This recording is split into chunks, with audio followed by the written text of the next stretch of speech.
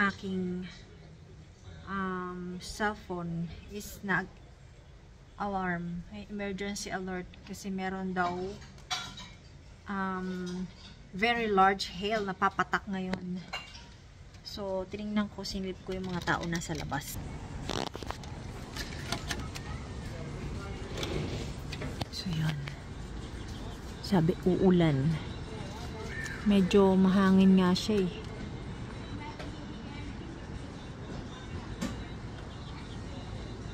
Sana wag naman. Kasi ang daming sasakyan sa labas. Ayun yung sasakyan namin nasa labas, no?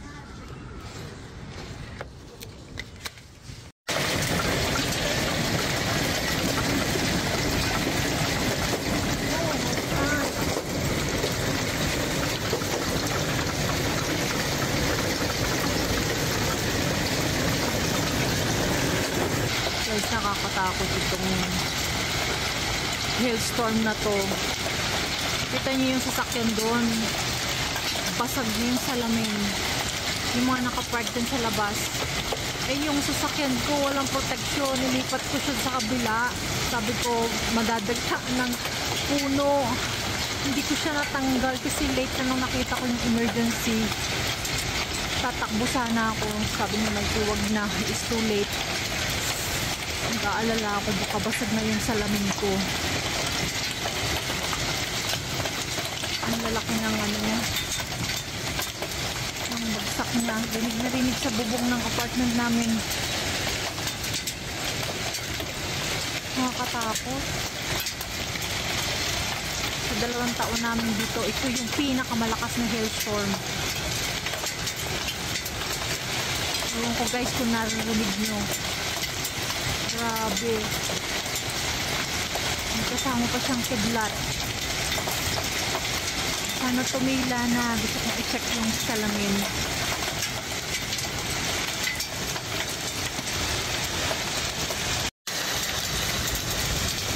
Super bagyo na to guys. Tingnan niyo yung kutsing black na yun. Ewan ko nakita nyo. Hindi ko kasi masyado mas-zoom. Basag na yung likod ng salamin niya. Ay nako, nag-alala kami yung sa dalawang sasakyan kasi wala din kaming protection. Oh my God. So yan guys, medyo tumila na yung ulan. Yung mga kapitbahay namin umakyat na ulit sa taas. Si Mikey bumaba. Sisilipin niya yung sasakyan niya. Hindi ko pa alam kung anong sitwasyon ng sasakyan ko.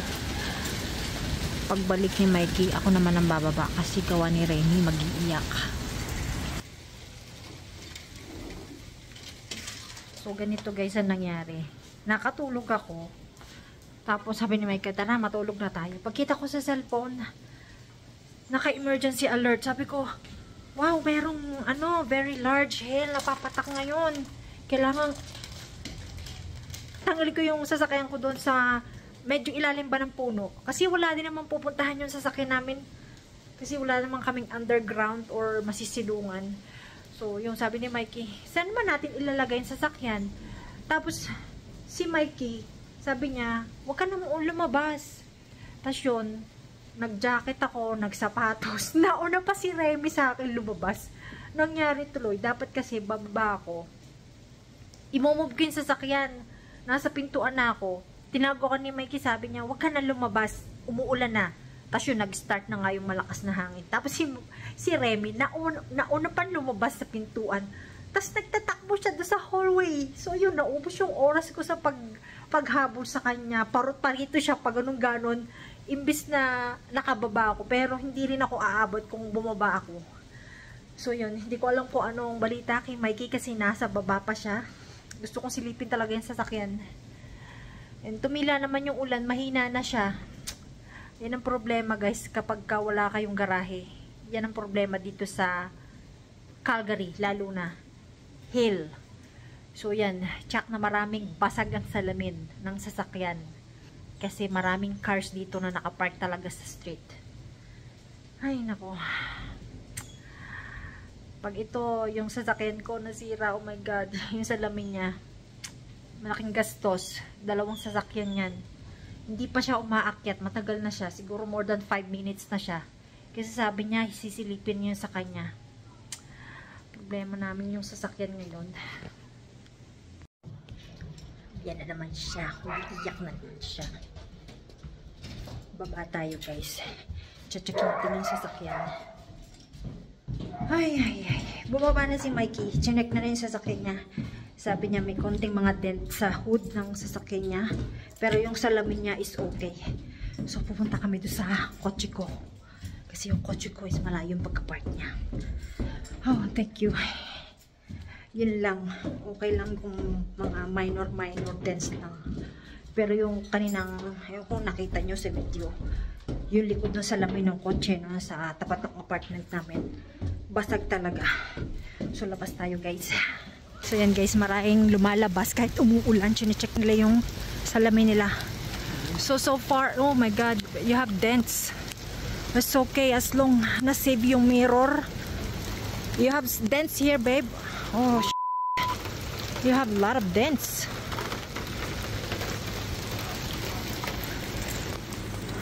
Ang dami niyang dents. Oh my god.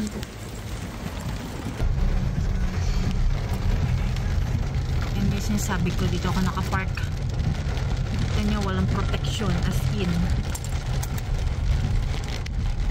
See kung may shit. Ang daming dent. Too much dent, babe. Ay, ang daming dent. Ang pangit na. Puro dimples na siya.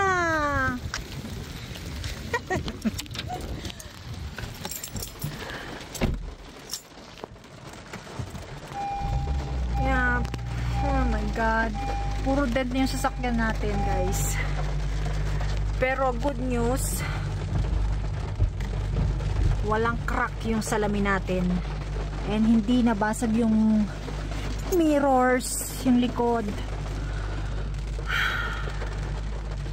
So yan, marami lang siyang dents sa ibabaw. Ay guys, baha dito.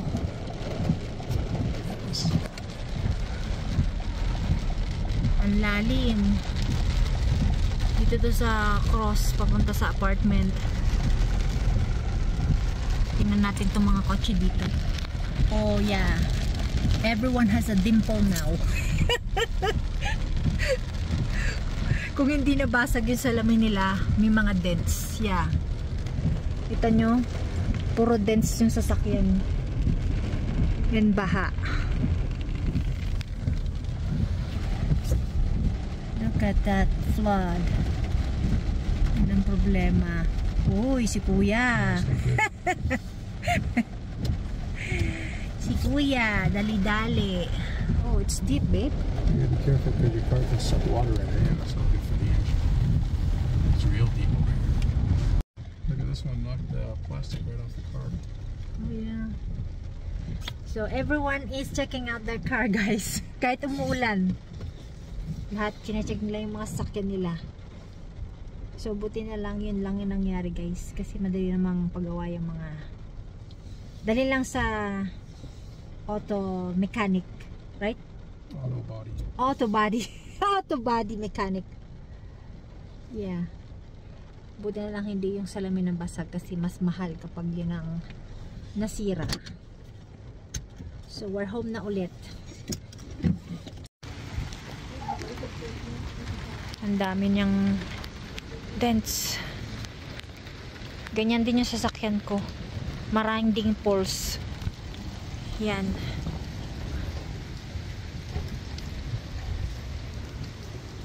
Yan o, ang lalim ng mga pinagtamaan. Look at that, babe. See, took the plastic pieces right off my car. See? This was our covers and knocked them right off. Check on the bottom. Next day. It's my break time, guys. Kailangan kong picturean yung kotse kasi tumawag na si Mikey sa insurance.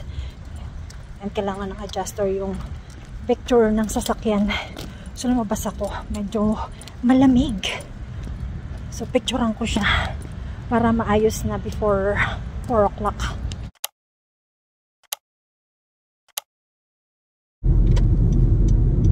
So yan guys. Kakatapos ko lang sa work and pauwi na rin ako. So yan guys.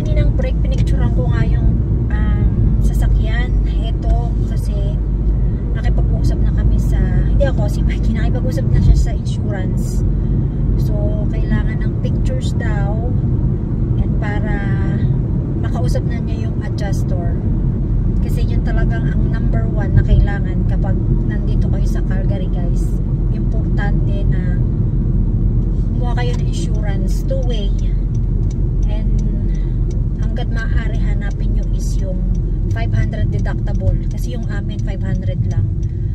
Hindi masyadong mabigat para sa amin. Kasi kailangang i-fix tong sasakyan, as in, ang daming dent.